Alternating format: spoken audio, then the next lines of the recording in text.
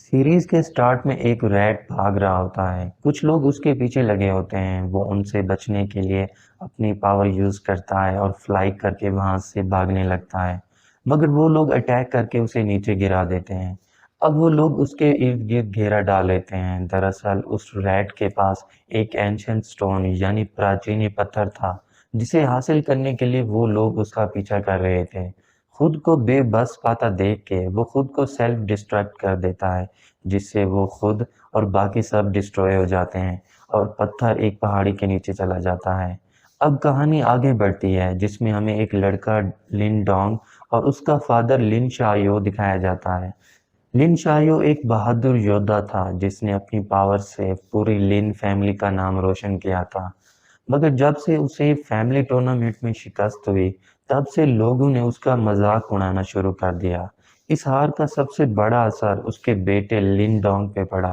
वो लोगों को कहता था कि उसका फादर एक बहादुर योद्धा है, मगर लोग उसे बार बार उसके फादर की नाकामी का एहसास दिलाते रहते थे। वो उसे मारते थे, पीटते थे, मगर वो कुछ नहीं कर पाता था, क्योंकि उसके फादर ने उसे लड़ना नहीं सिखाया था। फिर एक दिन लिन डोंग के कजिन्स उस पे अटैक कर देते हैं। वो उसे बहुत मारते हैं और फिर पहाड़ी से नीचे फेंक देते हैं।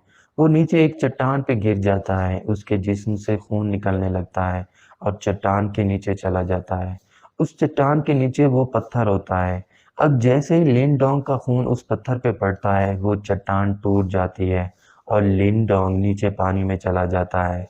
अब उसे अपने फादर की लास्ट फाइट याद आती है, जिसमें लिन लैंगटियन ने उसे बड़ी आसानी से हरा दिया था।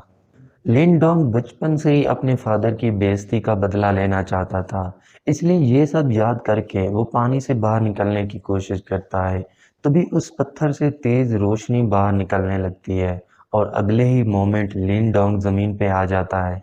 अब जैसे ही उसे होश आता है, तो वो खुद को एक गुफा में पाता है। उसके सारे जख्म भी हील हो चुके थे और वो पत्थर उसके जिस्म में समा चुका था।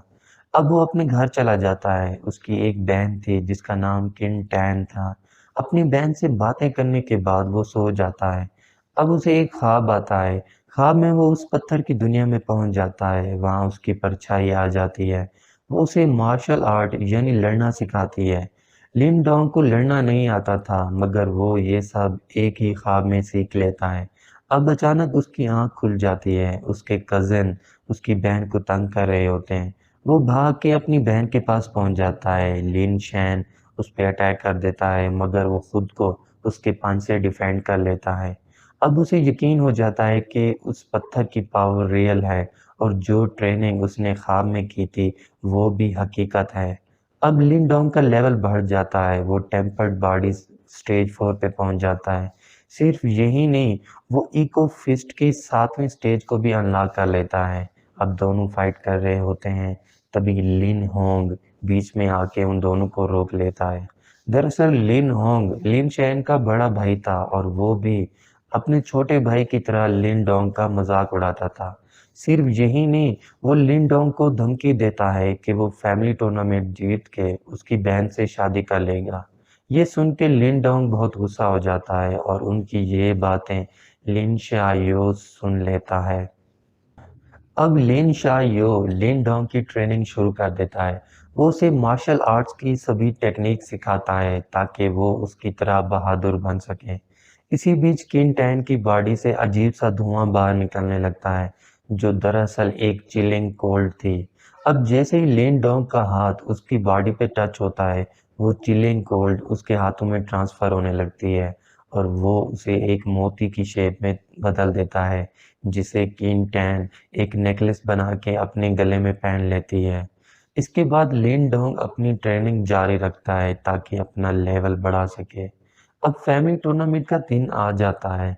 ये टूर्नामेंट लिन फैमिली के बीच होता था, जिसमें लिन फैमिली के यंग और ओल्ड मेंबर्स हिस्सा लेते थे और जो इस टूर्नामेंट को जीतता था, वो लिन फैमिली का चैंपियन बन जाता था।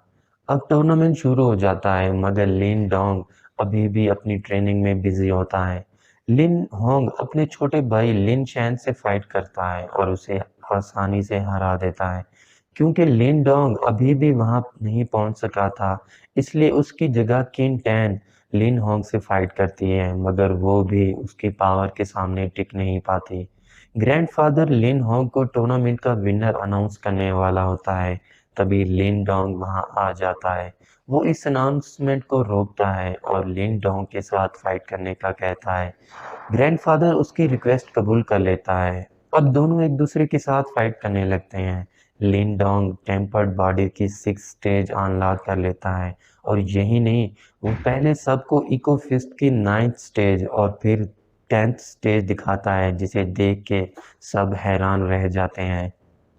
लिन डोंग की पावर देखने के बावजूद लिन होंग फिर भी उस पर अटैक करने लगता है। अब लिन डोंग अपनी आंखें बंद करके उससे फाइट करने लगता है। वो एट डिल्यूजन टेक्निक से अटैक करके उसे हैरान कर देता है। सिर्फ यही नहीं, वो टेम्पर्ड बॉडी की 7वीं स्टेज भी अनलॉक कर लेता है।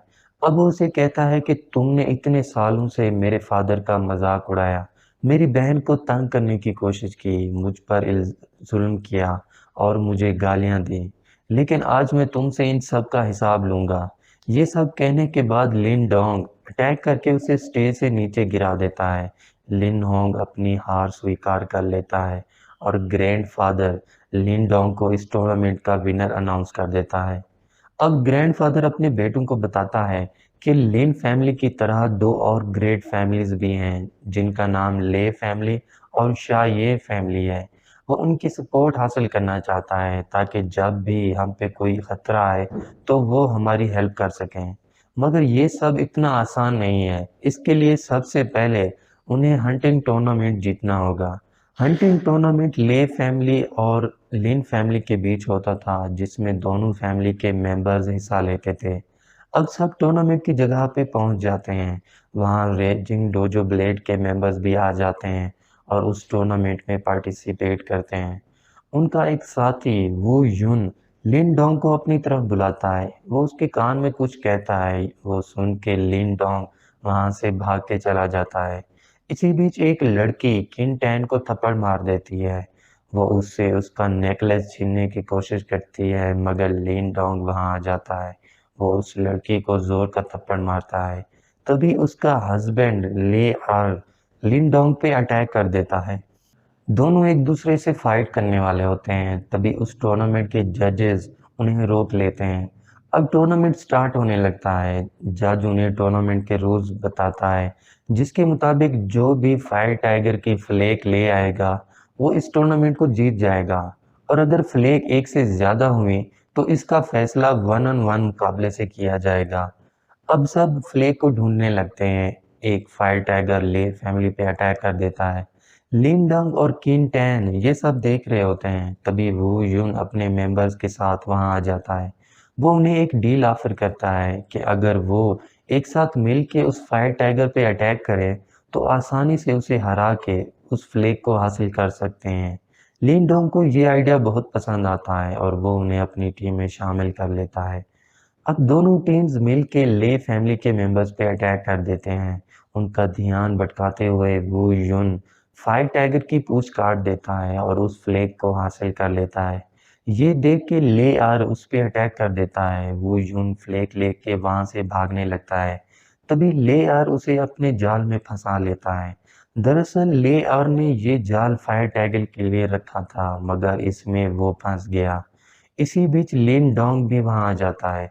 वो लेयर पे अटैक करने वाला होता है। तभी लेयर वू युन को फायर टाइगर की गुफा में फेंक देता है। लिन डोंग उसे बचाने के लिए उस गुफा में चला जाता है। गुफा में फायर टाइगर सो रहा होता है। लिन डोंग आराम आराम से वू युन की रस्सियां काटता है और उसे आजाद कर देता है, मगर वू युन काफी जख्मी हो चुका था, इसलिए उसे चलने में परेशानी हो रही होती है।